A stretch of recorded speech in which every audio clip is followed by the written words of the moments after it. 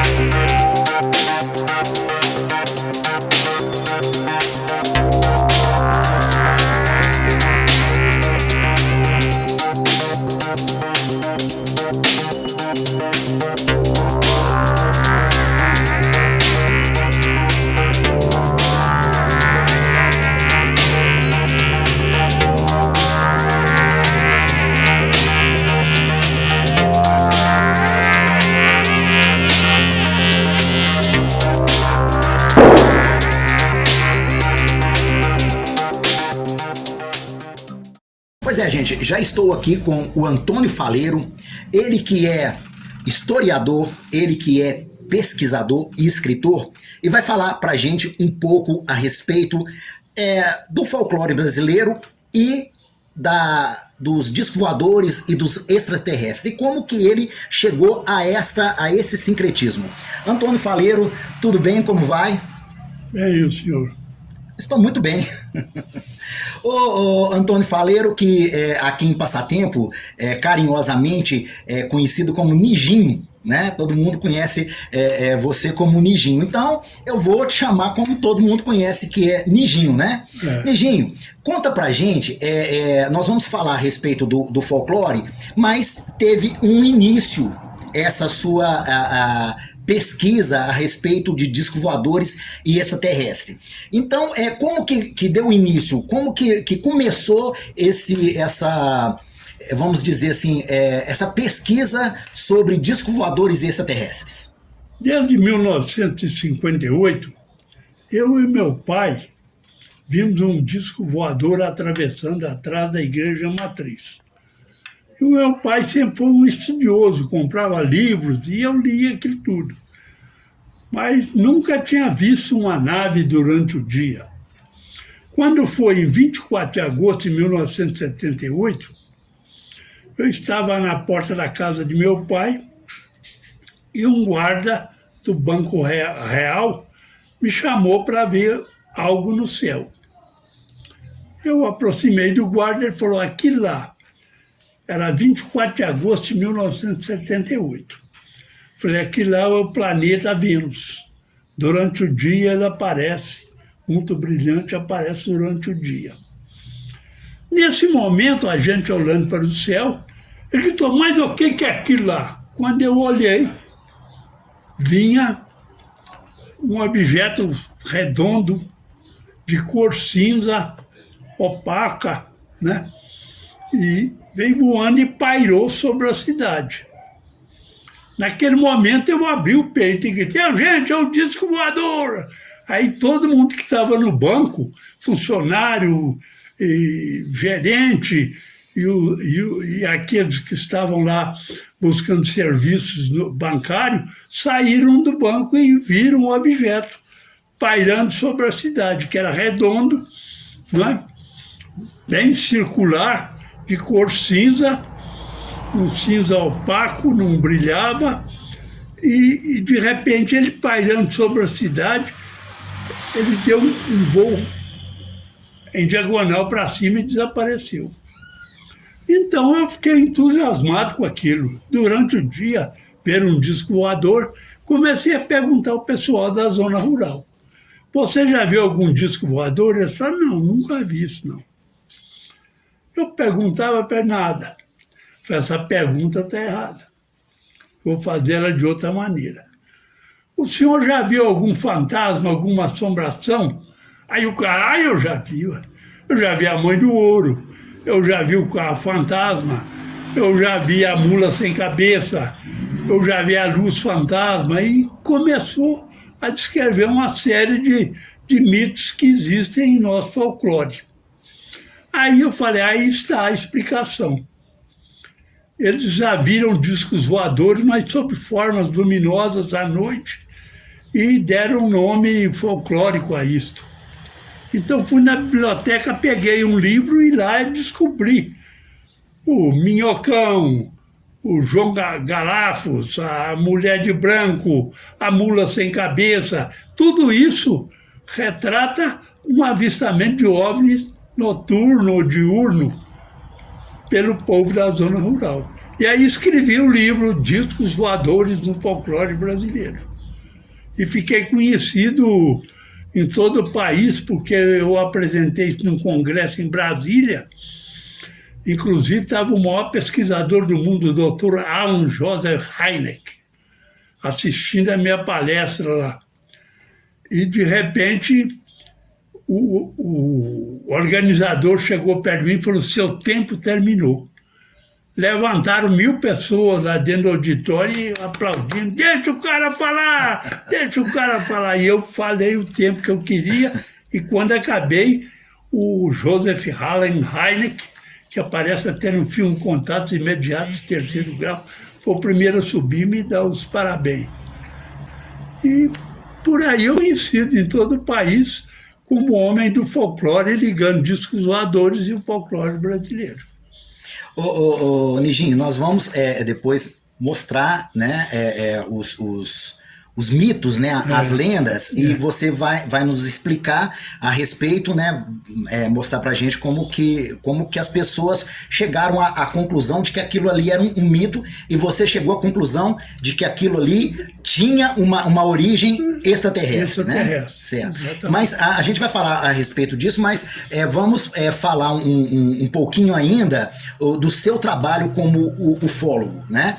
Você nos disse aí no começo que foi um avistamento. Esse foi o primeiro avistamento que você teve? Não, eu tive em 58 com meu pai, né? 58. E tive outros durante o seu pai também gostava meu pai muito que do gostava, tema? né? Uhum. Em 1958 eu já tinha uma biblioteca sobre OVNIs bastante grande, mas de livros importados, traduzidos para o português, e livros escritos por... E naquela época não tinha a facilidade da internet de hoje, né? Vocês tinham que comprar, tinham que pesquisar, né? Era difícil. Uhum. Mas ele comprava sempre esses livros, né? Certo. E aí, qual foi o primeiro avistamento?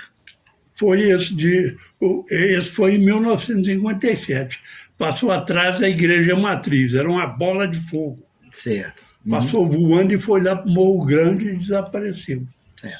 E depois, quais foram os outros avistamentos? Depois eu tive outros avistamentos, avistamento de nave-mãe, uma coisa gigantesca que uma vez apareceu em forma de uma nuvem, foi vista no mundo todo.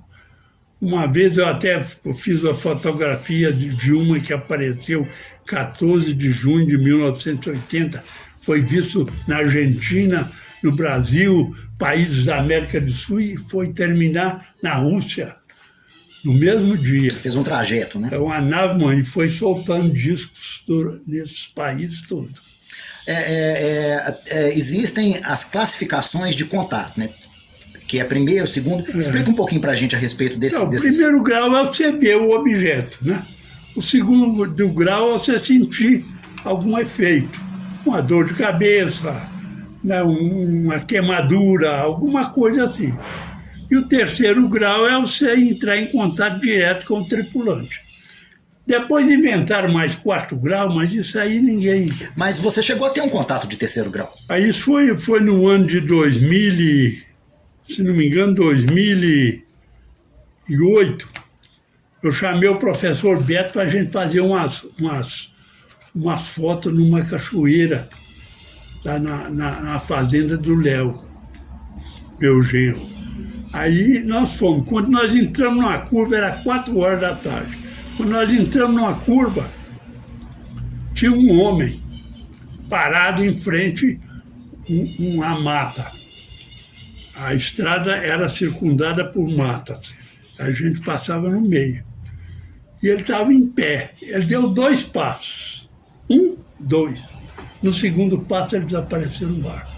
Isso a 1h45 da tarde. Eu e o Beto vimos, professor Beto, nós vimos a mesma coisa. Ou seja, desmaterializou. Desmaterializou. E uma vez eu fiz um contato com um através de luzes, ali no asfalto. Piscava para eles, eu não respondia. Fui insistindo, de repente eles responderam, 3 piscadas. Eu pisquei 4, eles 4, 2 vezes 2, aquele papo de luz, né? Uhum. E depois eu parei na frente da moto, o Eustáquio Ferreira segurou a moto, eu parei na frente, ele acelerou para dar mais luminosidade. Aquilo foi crescendo no alto da serra, levantou, era uma nave, ela estava pousada numa serra, depois ela levantou e ficou no espaço. Eu falei, eles toparam o contato, vão tirar o time daqui. Estava querendo conversar. E eu sabia que se eu chegasse, a gente não tinha saída mesmo. Aí montamos na moto e eu pisquei o farol várias vezes, vim embora. Eles seguiram a moto. Você falou, caminha ali, né? Seguiram a moto. Eu falei, vem aqui. Eles seguiram. Eu não vi que seguiu. Guardei a moto lá em casa, escutei um barulho. Pá! Logo depois que eu cheguei. No outro dia, 7 horas da manhã, o Peraço Silva bateu na minha porta. Falou, Nijinho, o Zé Leão viu um disco aqui ontem, às 11h05. Ele seguiu a gente, parou em cima do posto de gasolina. Quando o Zé Leão foi sair, ele jogou um facho de luz, abriu um círculo na frente dele, ele olhou para cima. O disco estava lá, ele correu, escondeu na marquesa. Aí o disco voou, foi embora. Era o mesmo que a gente tinha visto, ele me seguiu. Era possível ele ter achado que o rapaz lá poderia ser... Não, ele não achou, ele deu um sinal pro cara, falou, ele vai contar. Ele vai contar, o pesquisador aí. Que eles estavam aí, né? Só essas duas que tive mais próximo deles, assim. Aí e depois desse contato, que eu acabei de contar, segunda-feira a minha mulher viu uma luz andando dentro de casa e sumiu. Na terça-feira, na terça-feira isso. Na segunda, nós fizemos contato com luz. Uhum. Na terça, minha mulher viu a luz andando dentro de casa. Na quarta, estava no ginásio, uma menina pediu para jogar ping-pong. Eu fui na secretaria, eu era o secretário, buscar as raquetes e as bolinhas, porque não tinha professor na sala dela. E falei com ela, acende a luz do pátio. Quando ela levou o dedo no apagador, eu já estava na porta. Fez como descesse um raio. Ela correu para o meu lado. Quando eu olhei para a porta do banheiro, tinha um cara baixinho, assim, olhando para mim. Estava escuro, mas ele estava olhando. Aí eu corri na luz, acendi, não tinha nada. Eu fui lá no banheiro, nada. Era possível que houve ali um teletransporte, alguma coisa assim? Era possível. E houve decorrente desse primeiro contato que eu pisquei a luz da moto. Entendi. Nijinho, nós temos aqui atrás uma representação, eu não sei se a câmera está pegando, de um extraterrestre tradicional conhecido como Grey. Esse é um tipo de raça? Existem outras raças? Ou existe só um tipo de raça que visita o planeta? Eu já pesquisei aqui vários tipos, né? Tem alto, tem seres de até 2 metros, 3 metros de altura. Tem seres com asa, que já foi visto aqui em Passatempo. Tem seres que são capazes de desmaterializar, atravessar uma cerca de arame, como se o corpo fosse de fumaça. Então, é uma variedade fantástica de seres que estão nos visitando. Alguns dessa galáxia e outros, talvez, de outras. Não precisa nem de nave. Eles já descobriram uma maneira de desmaterializar lá e materializar aqui. Entendi.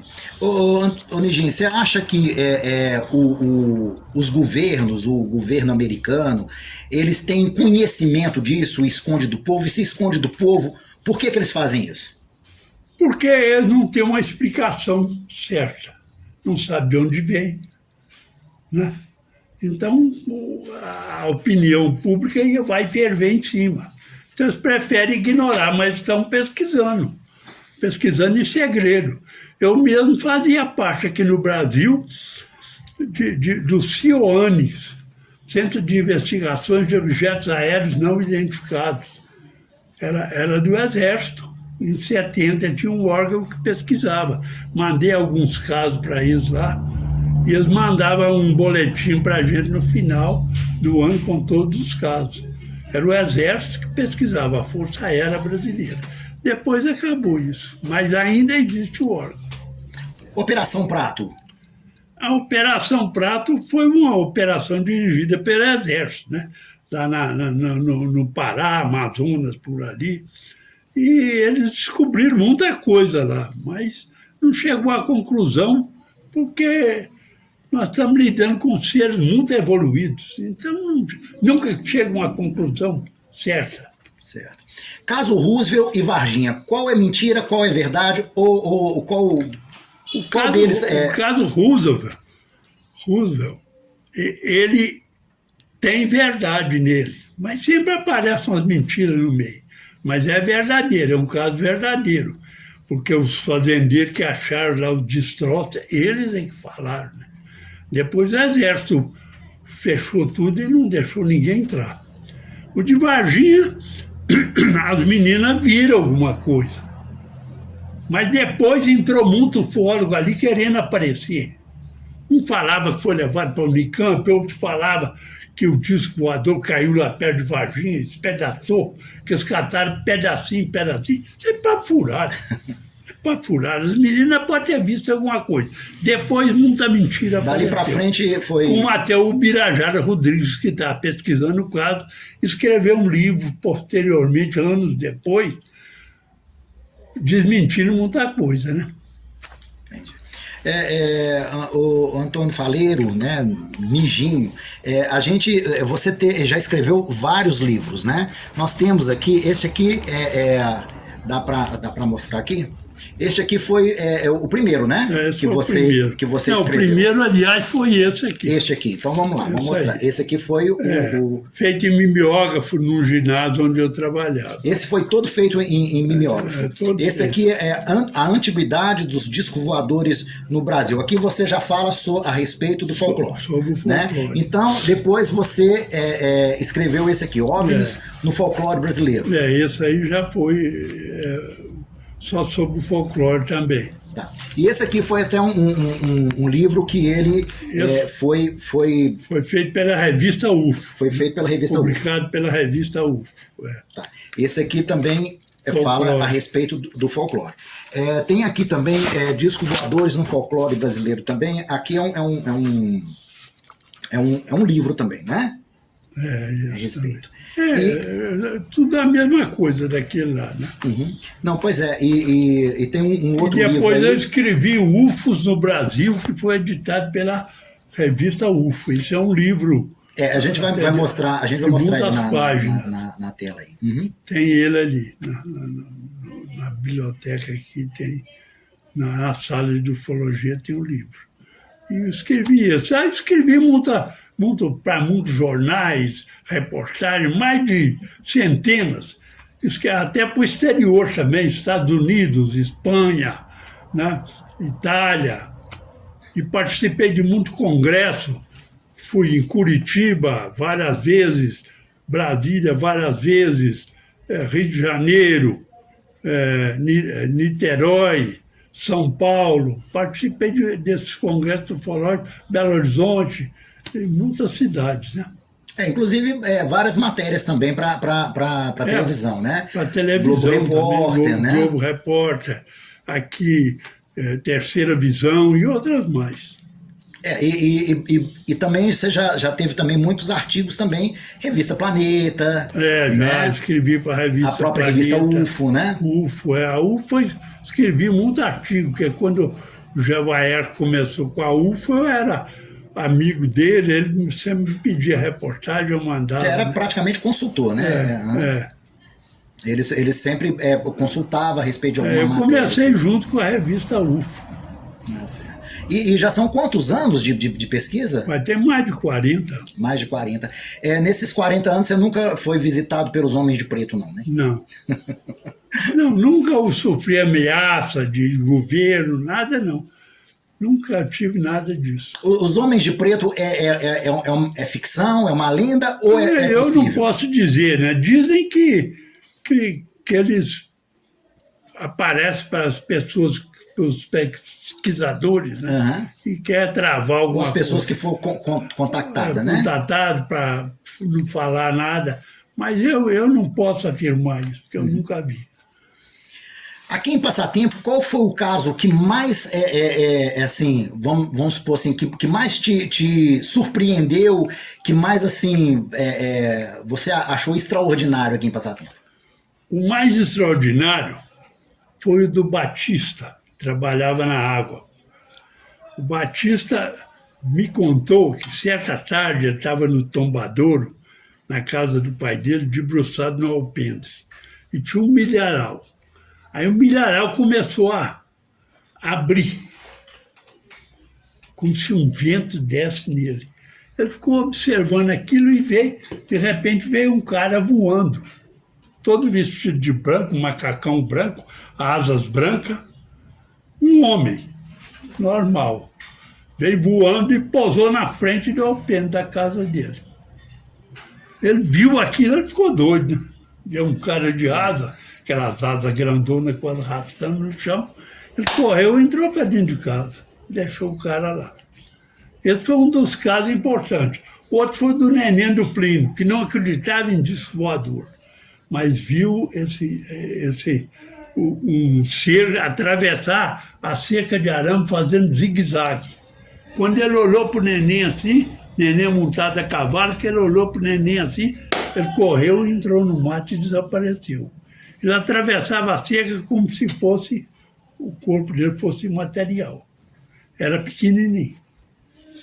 Esse caso. E tem o do Paulo Luzia, que viu uma mulher de mais de 2,5 metros. Apareceu para ele e falou numa linguagem desconhecida. Ele também correu, desapareceu.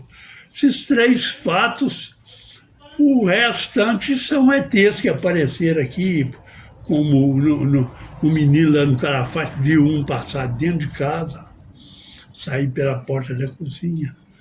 E veio muitas, aqui veio uma mulher de branco. Essa mulher é muito comum ver ela à noite desaparecer. Então, já houve muitos casos aqui interessantes. Essa mulher de branco ela já entra na parte das lendas do folclore, né? Que você faz o mas essa mulher de branco, muitas vezes, é uma sonda. Uma sonda tipo branca, com a luz branca, joga uma luz fortíssima para baixo, dá a impressão de ser uma mulher vestida toda de branco. Mas já foi visto uma mulher mesmo, toda de branco assim. Diversas pessoas num caminhão viram essa mulher. Pode estar relacionado às aparições marianas? Pode estar relacionado mais ou menos nisso, né? Mas não é uma aparição mariana, é uma aparição alienígena. Alienígena, né? Pois é. Então nós vamos falar um pouco a respeito aí, né? Que o tema do programa é sobre o folclore, né? Sobre os discos voadores e os extraterrestres no folclore brasileiro.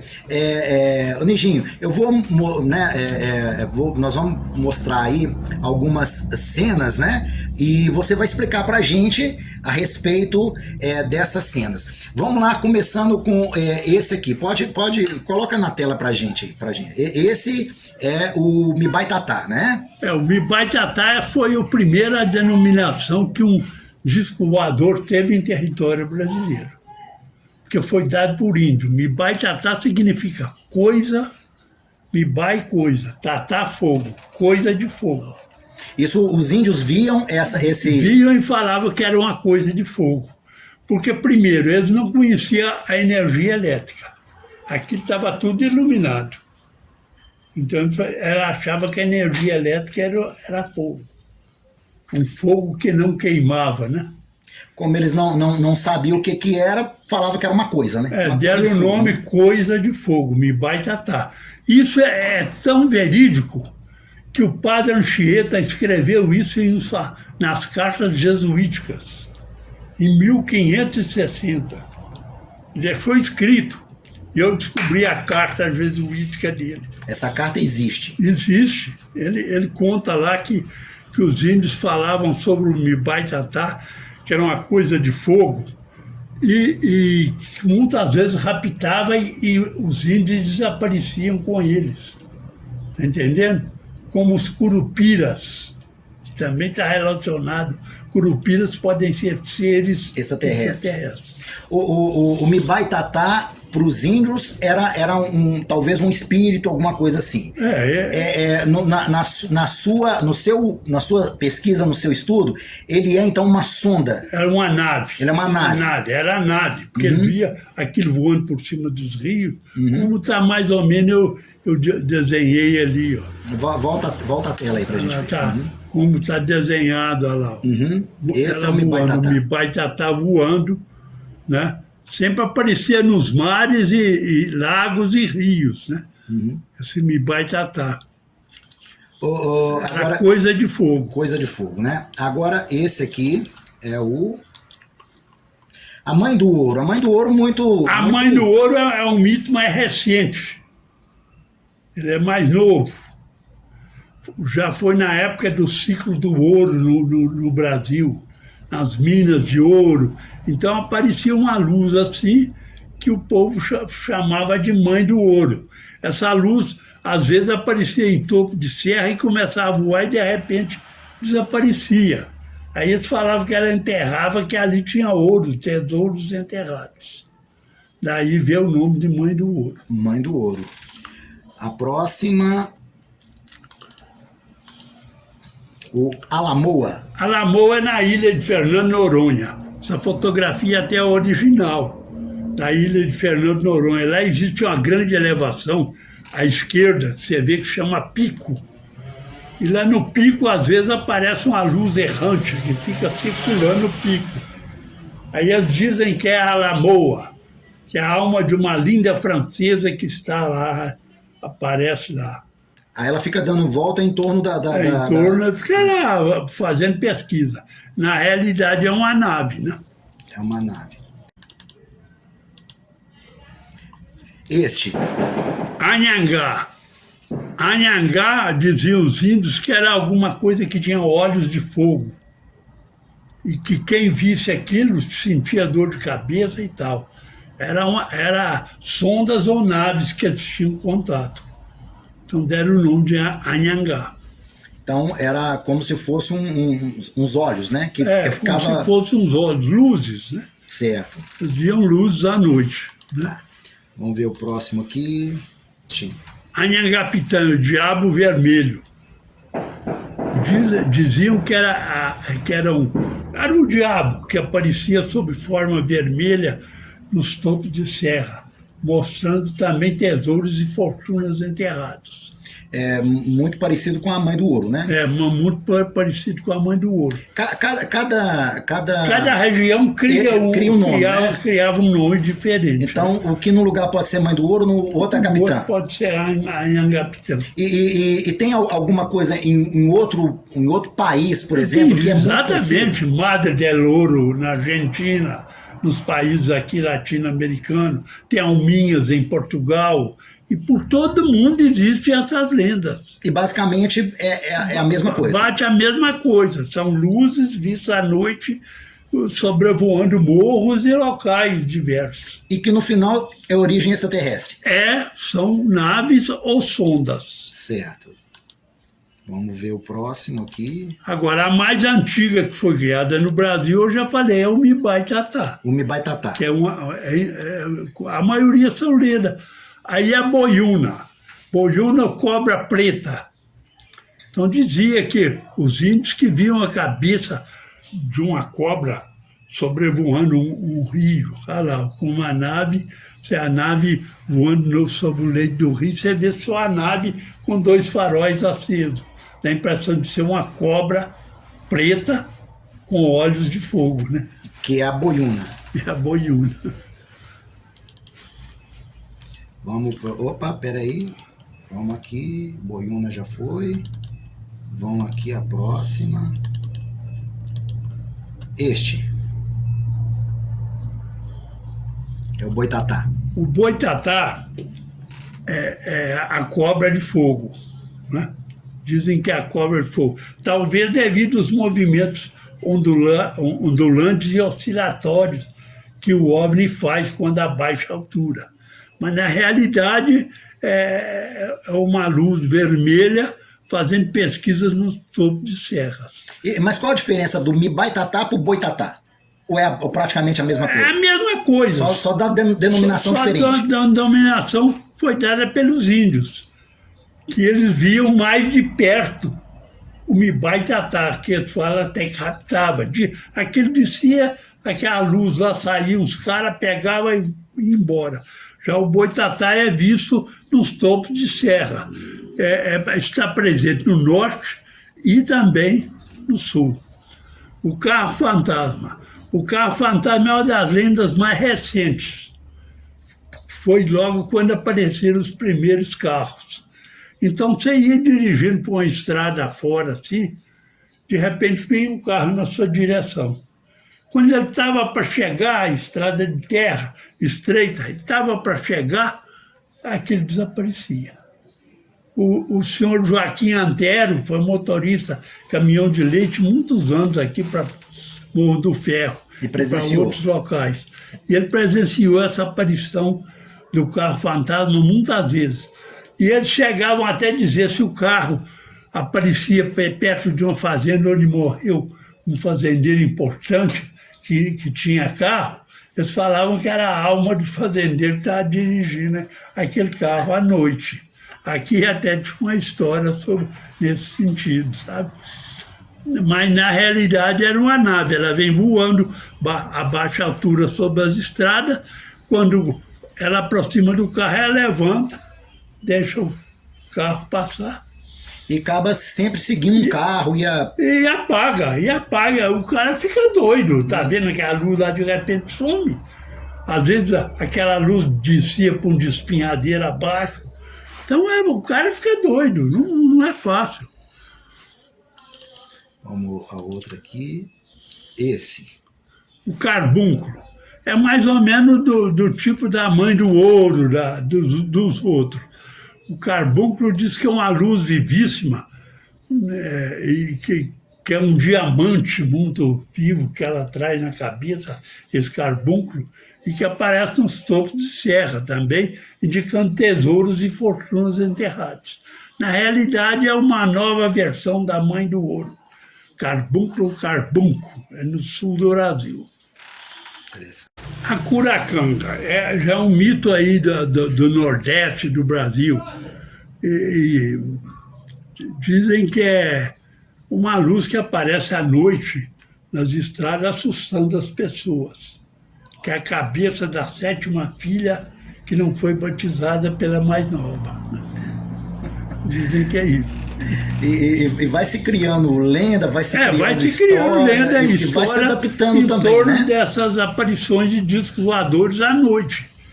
Que nos anos, na década de 40, ninguém falava nisso, em discos voadores. Começou a aparecer em 1942, que começaram os Estados Unidos a perceber os aviões dos Estados Unidos começaram a ser perseguidos por discos voadores. Viam discos voadores. Né? Tá certo. Agora, os pilotos. Próximo aqui, fantasma. Aí o fantasma é interessante. É uma nave, ela está a baixa altura do solo. Aí ela acende um holofote, aquilo abre em leque e ela vai levantando. Então aquilo vai crescendo em altura. E parece um cone, né? E parece um cone. O cara logo fala, um fantasma é uma coisa doida ali que apareceu para mim, ela levantou toda branca lá e na realidade é um facho de luz dos holofotes das naves. Essa luz dessas naves são tão fortes, mas tão fortes, que chega a atravessar o corpo da pessoa, mostrando como se fosse uma radiografia. Fosse um raio-x mesmo. Um raio-x. Já aconteceu isso com um rapaz aqui de Passatempo. Ele escondeu na árvore e o disco pousou. Os ET passaram, 2 ET pequenos, passaram em frente à luz da nave. Quando eles passaram em frente, ele viu os ossos do corpo dentro dos ETs. Vamos ver o próximo aqui. Esse é o meu preferido. Esse é o gafanhotão. Esse é uma lenda do estado de São Paulo. Dizem que é alguma coisa, parece um gafanhoto, é uma nave posada com tripé, né, e com a cauda afinada. Então dizem que é um gafanhoto e emitindo a luz esverdeada. Nada mais do que a visão de uma nave. Então, dizem que é o gafanhotão. Gafanhotão. Porque é grande, né? O gafanhoto é pequeno aí. Nhandu-Tatá. Avestruz de fogo. Avestruz de fogo. É no sul do Brasil. Dizem que é um avestruz. A tradução do nome é esse. É nome indígena. Nhandu-Tatá. Tatá é fogo. Nhandu deve ser ave de fogo, avestruz de fogo, né? Então ele aparece do tipo da mãe do ouro, do tipo que nós já mostramos aí. Aparece uma luz voando na serra, avermelhada, e aquilo fica por várias horas ali, eles fazendo pesquisa. Isso eu já vi, juntamente com muitas pessoas que eu levava nas vigílias, aquilo lá no morro, lá, ficava horas. Mostra, põe na tela aí, mostra pra gente. Deixa eu ver, olha lá. Nhandu-Tatá. Então ele fica fazendo esse movimento aí na serra. Fica pesquisando. Ele vai para um lado, vai para o outro. Nesse caso, é nave ou sonda? É nave. É nave. De vez em quando ela solta umas bolinhas vermelhas e elas descem. São as sondas. Essas são as sondas. São as sondas. Vai lá embaixo, pesquisa, depois volta. Isso eu já vi pessoalmente. Eu, Ademar Rodrigues e outras pessoas. Essas sondas estariam coletando informações? Informações para a nave, né? Informações de minerais, né? Uhum. Você acha que aqui em Passatempo, essa aparição que tem, né, grande aqui em Passatempo, será devido a sol, minério. Você acha que eles têm interesse por essa parte? Pesquisa minério. Uhum. Vamos aqui no... Tem muito minério aqui, às vezes coisa que nós nem descobrimos ainda, né? Uhum. Vamos aqui no próximo, Iara. Aí já passa para os mitos do ciclo das águas. Então dizem que a Iara às vezes aparece num rio, uma cabeça dela luminosa, do jeito que está mostrando ali na foto, e aquilo sai voando. Que é essa bolinha, essa esfera branca aí, né? E ela faz Aí fala que é Iara, né? Fala que é Iara. Não é uma mulher, mas é a cabeça de uma mulher, que eles dizem. Às vezes aparece um vulto também, ela emite um foco de luz para baixo, como nas aparições marianas, então dá a impressão que a Iara também está ali presente. São várias aparições desse aí. Entendi. E tem o Iemanjá, que você vai mostrar aí logo para... Aí, o Iemanjá. Às vezes uma nave está no escuro e joga um facho de luz para baixo. Ó. Dá a impressão de ser uma mulher de branco. Alta. Grande, toda vestida de branco. Então é o Iemanjá. Ou a Iara, ou se for mais baixo. Que é basicamente a mesma coisa. É, basicamente a mesma coisa. O povo cria muita lenda, né? Esse? João Galafos. Esses são duas luzes. Dizem que é a alma de um compadre e de uma comadre. A grande é o compadre e a pequena é a comadre. Então são duas luzes que navegam juntas. A nave e a sonda. A nave solta a sonda pesquisa lá para todo lugar e volta para a nave. Então dizem que é fadário de uma mulher que tinha contato com o padre, né? Tinha relação sexual com o padre. Então são as luzes. A grande deve ser o padre e a pequena a mulher lá. é fadário. Aí ficaram condenados Condenado a aparecer sob forma luminosa a vagar durante a noite nas montanhas. Você vê que não tem sentido a coisa, né? Sim. São luzes que eu já vi desse tipo aí. Essa aí é a luz fantasma. Essa em determinadas regiões, eles não falam carro fantasma, eles falam luz fantasma. que é o mesmo carro fantasma. Piuí, que é Piuí, Pimenta, esses lugares aí, eles chamam de luz fantasma. É uma luz que persegue os motoristas de madrugada, que vem de frente e desaparece. Então tem muita aversão, né, na história, mas na realidade é semelhante ao carro fantasma. Então é na região aí de Pimenta, as cidades próximas ali de Pimenta. Luz fantasma. Macaxeira? A macaxeira era uma luz avermelhada que os índios tinham contato com ela e ficavam com o corpo todo dolorido, irritado, olhos irritados. Então eles sempre tinham contato. Então eles tinham um efeito. Dava um efeito. Causava um efeito em quem via essa macaxeira. Então, nesse caso aí, podemos considerar um contato terceiro grau com os índios. Uma sonda, né? Uhum. Com índios e até pessoas também, lá dos idos de 30, 40, 50, quando não se falava em discos voadores. Macará. Esse aí é interessante.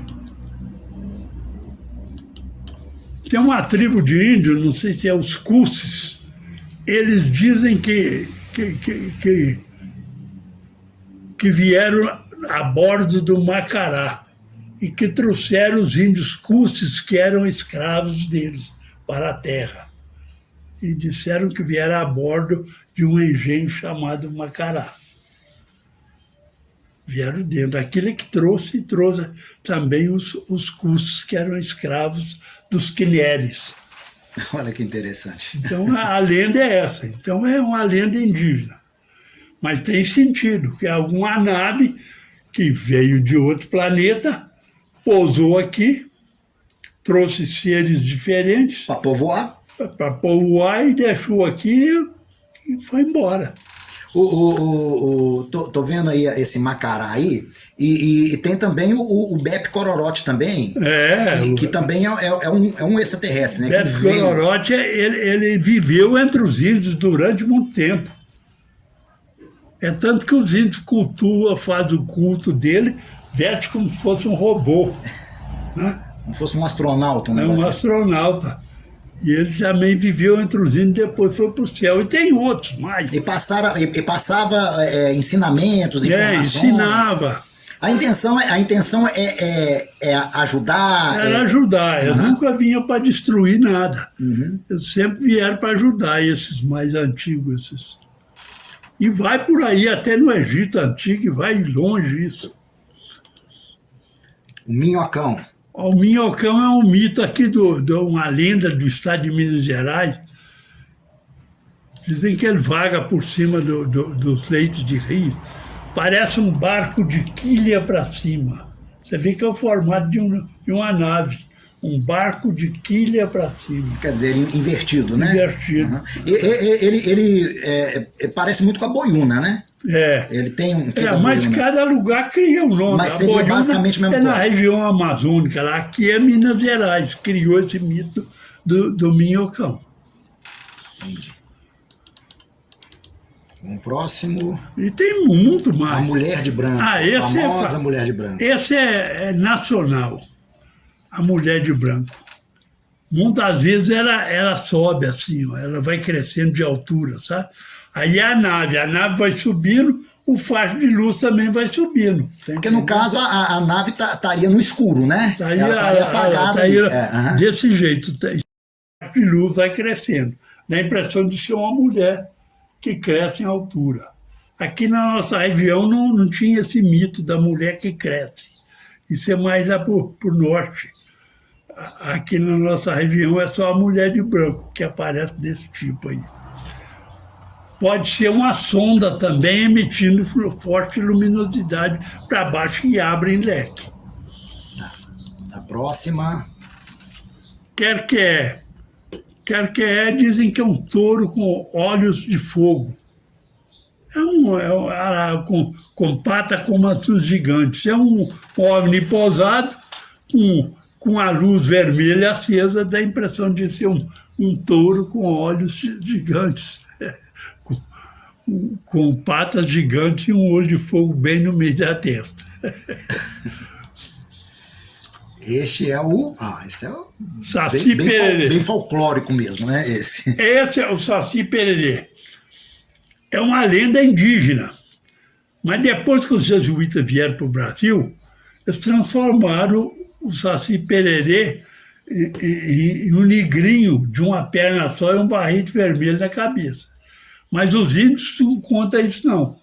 Os índios contavam que alguma coisa que vinha igual um redemoinho, soltava uns tripés assim, pousava e abria lá de dentro, saíam homenzinhos pequenos chamados sacis. Olha.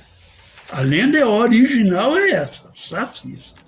E depois os jesuítas vieram, os índios contavam essa lenda, eles falaram, não, isso é o demônio, é o personificando o demônio e tal e coisa. Era desse jeito, olha lá. E ele, olha para você ver que parece um gorro mesmo, né? Um chapéu, né? Um barrete, né? Vermelho barrete, né? Uhum. É interessante. Ele vinha, né? Quer ver? Coloca de novo aí pra gente ver. Ele vinha, né, lá? Vinha voando, né? Aí como ele dizia facho de luz... Isso é uma representação minha, mas pode haver algo diferente. Os índios contavam isso, que vinha assim, soltava um pé, desse pé ali saíam seres baixinhos, chamados sacis. E depois entrava naquele objeto e ele voava e ia embora. Então, o que você pode deduzir? Uma nave. Uma nave, exatamente. Vamos aqui, o próximo aqui. A mula sem cabeça é um OVNI posado do tipo que raptou Antônio Vilas Boas, que é um caso clássico mundial. Aqui em Minas Gerais, raptou o Vilas Boas, e lá dentro da nave uma mulher fez sexo com ele lá, falou que ia levar o filho para as estrelas, né, do Vilas Boas. Então a nave é um clássico do Vilas Boas. Ela tem o tripé e uma cauda afinando. Agora era com o farol jogado para frente. Então eles falam que a mula sem cabeça não tinha cabeça, mas soltava fogo pela garganta. Então esse fogo é o farol. É o facho de luz, né? É o facho de luz que sai. Daí eles criaram essa lenda, que não é lenda também nova, que é dos índios. Era o cavalo sem cabeça, é lenda indígena. Eles falavam o cavalo sem cabeça. Depois que passou a mula sem cabeça e tal. Sondas. As sondas são importantes, porque são objetos que podem ter milímetros a metros. Pode ter uma sonda de 5 milímetros. Ela entra pela fechadura de uma casa, fotografa tudo lá e leva os dados para eles. Isso a gente já viu. Que ele entrar pela fechadura, voar dentro de casa todo e sair pelo mesmo buraco da fechadura. Colhendo toda a informação. É um engenho altamente sofisticado. Nós nem podemos imaginar isso ainda. É um engenho sofisticado. Existem outras que, às vezes, são pequenas bolinhas. Então, o cara tenta pegar ela, como já tentaram, leva a mão assim de um lado e do outro. Ela foge para cá. Leva de cá, ela foge para cá. Não consegue. Ninguém consegue pegar. E é interessante que isso até na atualidade ele tem essas sondas. Há pouco tempo uma senhora aqui na Praça Bolivar Andrade, ali na Praça da Igreja ali, levantou à noite para jogar uma água fora. E quando ela abriu a porta da cozinha, assim que ela olhou no chão, tinha uma bola. Pouco menor do que uma bola de futebol, luminosa. Quando ela abriu a porta, aquela bola tremeu e levantou o voo, voou e foi embora. Isso foi em janeiro do ano passado, que ela viu no fundo da horta da casa dela. Você vê na Praça Bolivar Andrade, ali dentro do centro da cidade. E eles jogam essa sonda para todo lado. Tá certo. Tem mais alguma aqui que nós estamos esquecendo aqui? Da sua... Não, essas as sondas são as últimas. Tá certo. Antônio Faleiro, é muito extraordinário esse trabalho, né, que você fez né, de você colocar, né, comparar, né, fazer a comparação ali do folclore com a origem disso tudo extraterrestre. Eu agradeço isso ao povo da roça. Porque eu perguntava, você já viu o disco voador? Não, nunca vi. Mas você nunca viu nada estranho? Não, já vi. A mãe do ouro, o carro fantasma, a mula sem cabeça. Aí eu falei, o negócio está aí, a pergunta é que está errada. A pergunta estava errada. Você já viu alguma assombração? Já, isso eu já vi demais. Todo mundo que mora na roça já viu essa coisa. Nijin, você, inclusive, até por essas pesquisas, né, por você tá sempre fazendo aquela pesquisa de campo mesmo, indo, né, nos locais, você até acabou criando e construindo um observatório ufológico que, aliás, é o primeiro e talvez hoje o único da América Latina. Hoje já está destruído, porque não é meu mais o terreno. Eu vendi para um cara de Belo Horizonte, ele deixava eu ir lá.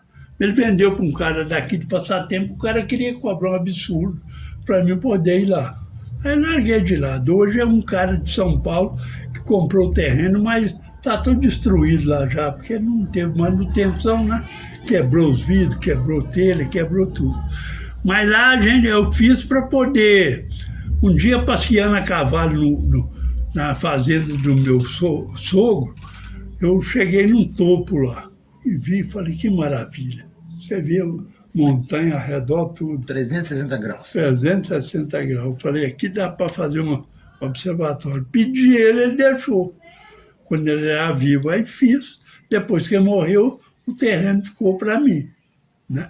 Mas eu não vendi o terreno, eu devia ter reservado 10 metros quadrados. Para ter continuado. Mas o observatório ainda existe lá? Ele está tudo quebrado. Hoje não tem nada mais. Mato para todo lado, mundo cobra cascavel lá para todo lado. Mas, de qualquer forma, foi o primeiro, né? Foi o primeiro da América Latina. Porque nos Estados Unidos já tinha. Mas na América Latina não tinha nenhum. E até hoje ainda continua sendo o primeiro? Ou já tem algum? Hoje já tem alguns, né, que os caras já fizeram. Depois que eu fiz, aí muita gente... Mas o seu foi o primeiro? O meu foi o primeiro, né? Depois que eu fiz, fizeram um em Morro do Ferro, depois fizeram um lá na Bahia, e tem vários locais hoje em dia, né? Gente, nós estamos aqui finalizando. Você acha que a gente ainda... Quanto tempo a gente ainda demora ou precisa para chegar a um estágio desses extraterrestres que nos visitam? Isso é difícil, a gente... Vai haver um contato, uma hora vai haver um contato com toda a humanidade, né? Eles vão anunciar, nós vamos descer aí e tal, vai haver um contato. Então eu acredito que existem federações galácticas dentro da própria galáxia que controla isso, não deixa intervir no planeta à toa. Porque você já pensou um cara desse que faz uma sonda minúscula, de milímetros, que fotografa tudo, filma tudo, já está num avanço tremendo. Ele vai descer aqui, vai mudar isso tudo nosso aqui. Esse computador que nós estamos olhando aqui... Tá travadíssimo. Vai falar, isso não dá, não. Então, o negócio é esse. Nós não estamos preparados ainda, a humanidade, porque nós brigamos ainda entre si, guerra, luta todo dia, essa coisa toda aí. Então, a hora que o planeta tiver uma condição que eles verem, não, eles estão prontos a entrar na nossa federação. Eles abrem o jogo e descem aqui. A gente ainda não está apto a pertencer à federação, não, né? Não está apto a conhecer o cosmos, vamos dizer, porque eles vão entrar, vai mudar tudo aqui, ué. Religião, sabe qual é o Deus de vocês? Vai fazer uma confusão, uma coisa tremenda.